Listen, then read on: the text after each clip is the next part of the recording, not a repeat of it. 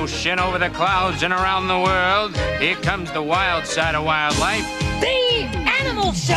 And now let's have a wild welcome for your furry friends, Stinky and Jake! Now it's the Animal Show! Hello, all you little animals out there. I'm Stinky. And I'm Jake, and on today's show we have the Spoonbill and the Salmon. Two animals that know all about migration. Migration.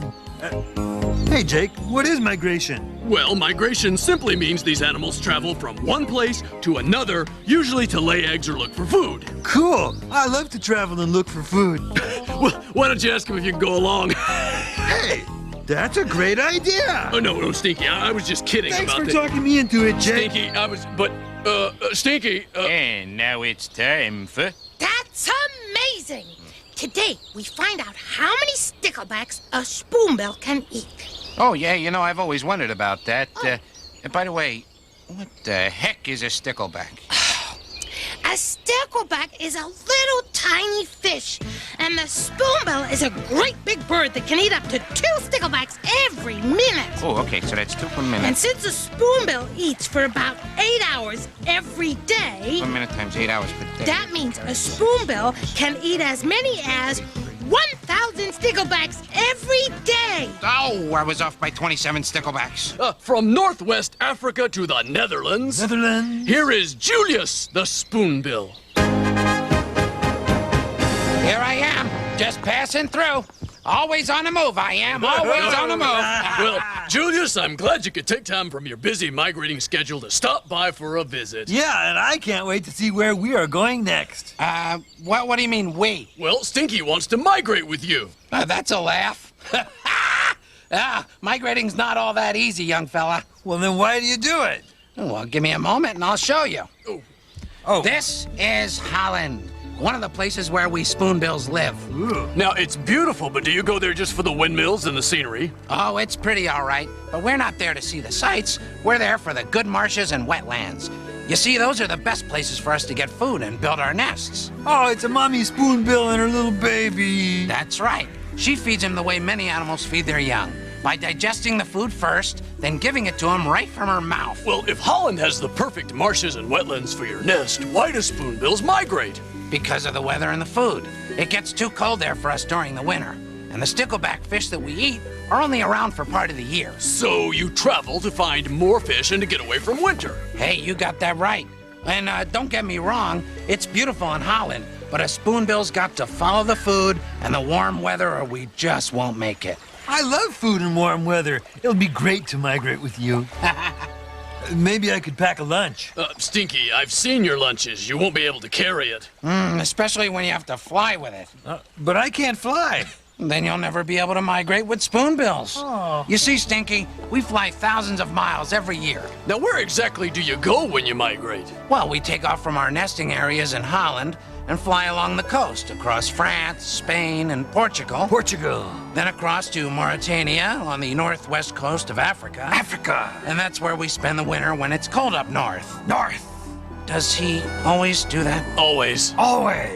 You certainly are graceful birds. Yes, it's great being a spoonbill. Well, Julius, I guess I won't be able to migrate with you and the other spoonbills. I can't catch fish, I can't fly. And don't forget that irritating thing you do where you repeat the names of places. Yeah, that's it. Otherwise, we spoonbills would love to have you come along. Well, thanks for stopping by, Julius. Yeah, thanks, Julie. Okay, well, I better be going. We're about to leave for the coast. So long. Bye. Bye. Stinky, I'm sorry you won't be able to migrate with Julius. Oh, that's okay, Jake. Maybe I can migrate with the salmon. Oh, yes, but before you do that, it's time we all migrate over to watch Baby Talk. Oh, come on, Mommy. Let's see down your throat again. Again. Yeah, come on, it's so cool! All right. Wow, look at this. It's really spoony in here. Come on, let me see. Come on, it's my turn. Hey, what about me? It's my turn. I'm sorry, dear, but I'm tired. But that's not fair. Please, Mommy, please.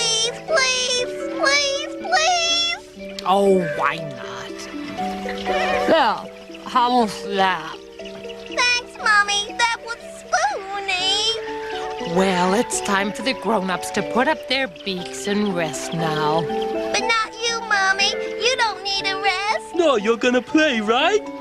All play and no rest makes for a tired spoonbill. Come along, my dear. Time to spoon.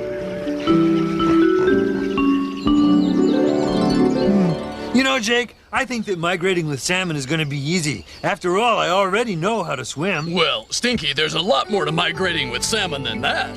There is? Take a look. When you're swimming against the tide or going against the flow, when you're swimming against the tide, it's the hardest way I know. And when you're first beginning, it's not pushing at an open door, but swimming against the tide. You'll appreciate the ending even more. When you're swimming against the tide, then you're digging pretty deep. It may be just for pride that you take that final leap. And when the journey's over, it was tough, let's not pretend you were swimming against the tide. But goodness knows you got there in the end.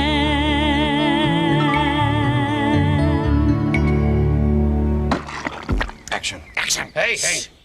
I'm Rhonda Rat, rodent reporter. I'm Rhonda Rat, rodent reporter, getting you answers. I'm Rhonda Rat, rodent reporter, getting you answers to today's tough questions. Let's see if one of these animals knows the answer. Sir, Yes? can you tell me which of the following animals migrates? Is it the kiwi, the ostrich, the snow goose, or the penguin? Your answer.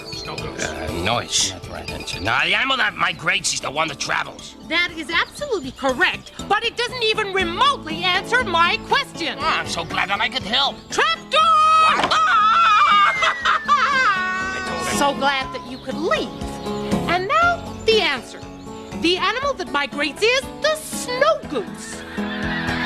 Here is a flock of snow geese. In the late spring, they migrate north to their nesting grounds in the Arctic. They arrive when there isn't much snow, and they must lay their eggs, raise their young, and leave by the time the snow returns in September. Year in, year out, the snow geese follow the same route. The journey may be over 2,500 miles long. The geese fly in a V formation. Why? Because it helps them save energy. Each bird receives a little boost of air from the bird in front. As the bird in the lead receives no help, it will eventually drop back and let another take the lead. This way, the flock can fly further for the same number of flaps. It's Rhonda Rat reporting on the snow goose. Now back to you, Stinky and Jake. Thanks, Rhonda.